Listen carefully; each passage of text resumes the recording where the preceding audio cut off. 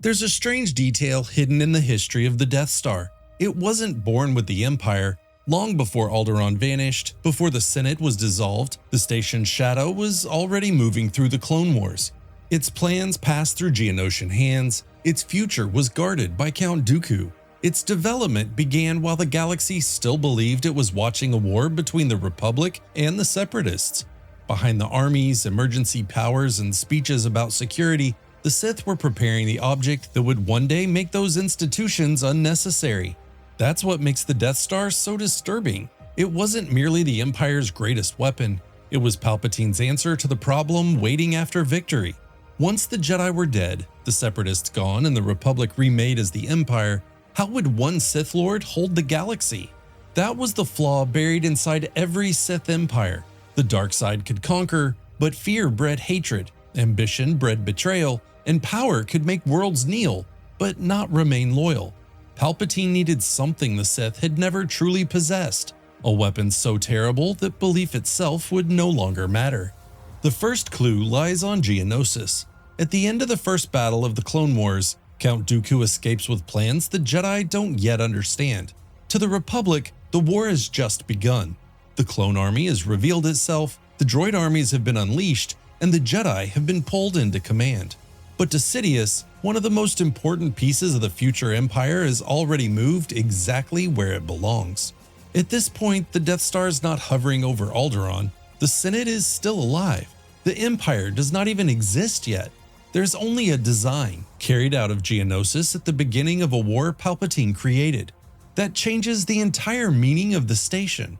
It wasn't a reaction to the Rebel Alliance. Its shadow reaches back into the conflict that created the Empire. Even inside the Imperial machine, the origin of the project remained difficult to untangle. Some believed it began as a separatist weapon designed by Geonosian engineers for Dooku. Others suspected the idea had older roots. But the uncertainty itself is revealing. The Death Star's beginning was buried beneath the same deception that defined the Clone Wars. The Republic believed it was fighting separatist domination. The Jedi believed they were saving civilization from collapse. But above them stood Sidious, converting the war into infrastructure for his own rule. The Death Star wasn't built after the Republic fell. The Republic fell around it. The Clone Wars gave Palpatine an army, but that wasn't their only purpose. They trained the galaxy. Before the war, a planet-killing battle station would have been almost impossible to justify. The Republic still had institutions that could ask questions. Senators could object, committees could investigate, worlds could resist the militarization of their economies. The war changed that. The longer it continued, the more the impossible became ordinary. Palpatine understood that tyranny is rarely accepted all at once. It arrives in stages. First comes the army because there's a war, then authority, secrecy, and occupation, each one justified by the last. By the time the name changes from Republic to Empire, the machinery has already been built, and inside that machinery, the Death Star could grow. Krennic could push the project forward through ambition disguised as duty. Galen Erso's Kyber research could be drawn away from energy and toward weaponization. Scientists could be told they were serving peace while building pieces of a horror they never saw whole.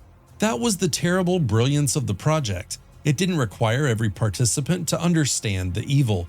It only required them to be useful. The Death Star became the place where Republic science, separatist engineering, Imperial ambition, and Sith philosophy were fused into a single doctrine: security through terror. After the Empire rises, the project disappears deeper into shadow.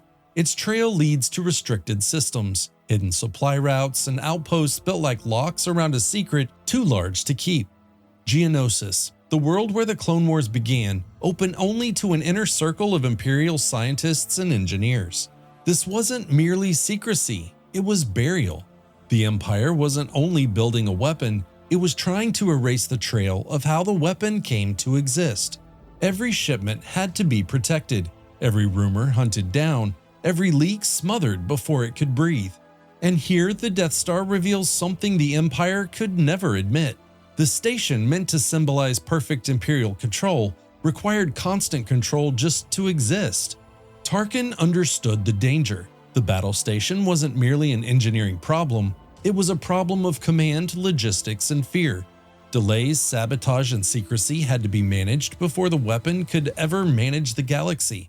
That's the irony at the heart of the project. The Death Star was supposed to make descent impossible, yet before it was even complete, descent was already shaping the way it had to be built. The Empire had fleets, spies, governors, stormtroopers, prisons, and a Sith Lord on the throne. And still, Palpatine needed this, a weapon so vast that every other form of control would become secondary. The next clue comes in a room that's easy to overlook. A handful of Imperial officers sit around a conference table aboard the completed Death Star, and in that quiet room, the Empire reveals what the station truly is. General Tag is worried. The Rebel Alliance has stolen the plans. A weakness may exist. The weapon meant to make the Empire untouchable has already allowed its most dangerous secret to escape. But Tarkin is not afraid, because in his mind, the Death Star has changed the structure of rule itself. He announces that the Imperial Senate will no longer concern them. That line passes quickly, but it should stop everything. Palpatine could have dissolved the Senate when he declared the Empire. He could have done it after Order 66, when the Jedi Temple still smoked and the galaxy was too stunned to resist. But he didn't. For nearly 20 years, he kept it alive, not because he respected it, but because even a dying institution can serve a purpose. The Senate was a corpse dressed in ceremonial robes. It gave fearful worlds somewhere to send complaints, ambitious politicians a reason to keep serving, and tyranny the appearance of continuity. But aboard the completed Death Star, the mask can finally be removed. When Tag asks how the Emperor will maintain control, he's asking the real question of the Empire. How does a government this vast survive after abandoning the last institution that made it look legitimate? Tarkin answers without hesitation. Regional governors will rule directly, and fear of the fleet and battle station will keep potentially traitorous systems in line. The Republic had motions, debates, and procedure. The Death Star replaced all of it. A senator could plead, a governor could command, a world could resist, the super laser could answer. That wasn't merely military policy, it was a new form of government. And a weapon like that only has to be demonstrated once, if the demonstration is terrible enough. The Empire could have tested the station against an asteroid field, a dead moon, or a remote rebel outpost. But Tarkin chose Alderaan, a core world, a royal world, a world associated with beauty, culture, old politics, and the respectable face of resistance to the Empire. The Death Star didn't need to prove it could destroy something obscure. It needed to prove that nothing was protected. When Tarkin forces Leia to watch, he's staging the first ceremony of the post-Senate Empire. Leia understands the flaw before he does. Force will not hold the Empire together forever. But Tarkin believes fear can replace everything Palpatine has destroyed. And so Alderaan dies. For one terrible moment, the experiment appears complete. The weapon that began in the shadows of the Clone Wars has finally spoken. The Senate is gone, the governors have been unleashed, the galaxy has seen the price of disobedience. But Tarkin's doctrine contains a flaw neither he nor Palpatine can escape. Fear built on a single weapon requires that weapon to remain untouchable. And then came Yavin. Yavin should have ended the problem, but the secret that escaped with Leia Organa was still alive. The technical plans had reached the Alliance. The Death Star had been created to end calculation. A world was meant to remember Alderaan and decide that rebellion wasn't courage, but collective suicide. Then a handful of starfighters rose out of the jungle. It should have looked absurd, and in the Imperial mind, it did. But that arrogance was built into the station's purpose. The Empire had created something so large that it forgot to respect anything small. Luke Skywalker's shot didn't simply destroy the battle station. It reversed the meaning of everything the Death Star had done.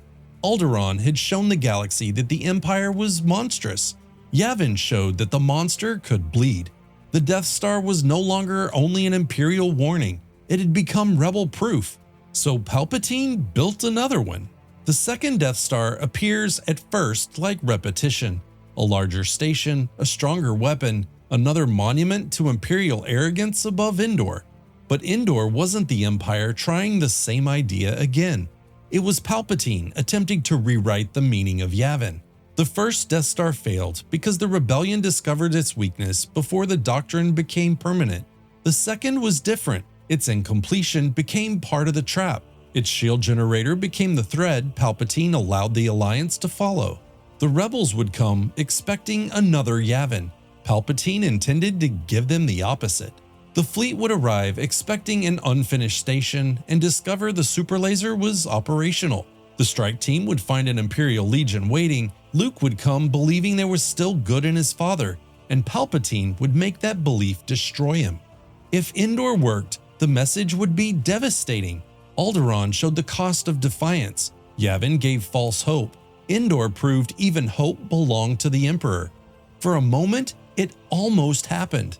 The fleet was trapped, the shield was operational, the Death Star fired before it was supposed to be capable of firing. But Sith plans often fail in the place the dark side understands least. Palpatine understood ambition, fear, temptation, hatred, and the hunger for power. But he didn't understand love except as leverage. He believed Vader's obedience was complete. He believed Luke's compassion was weakness. Instead, the son refused to become the father, and the father chose the son over the master. When Palpatine fell at Endor, the truth beneath the entire Imperial experiment was finally exposed. The Empire had never been held together by loyalty. It had been held together by pressure. The Death Star was supposed to make choice irrelevant, to make rebellion unthinkable, to make the Empire feel eternal, even though it had been built on hollowed-out institutions and frightened systems. The Death Star was not proof that Palpatine had solved the ancient failure of the Sith. It was proof that he never had. The dark side could seize power, it could terrify the galaxy, it could force worlds to kneel, but it could not make power last. And without the Death Star, Palpatine's empire was only another throne built over a fault line, another civilization held hostage by fear, another dark side victory already collapsing beneath the weight of itself.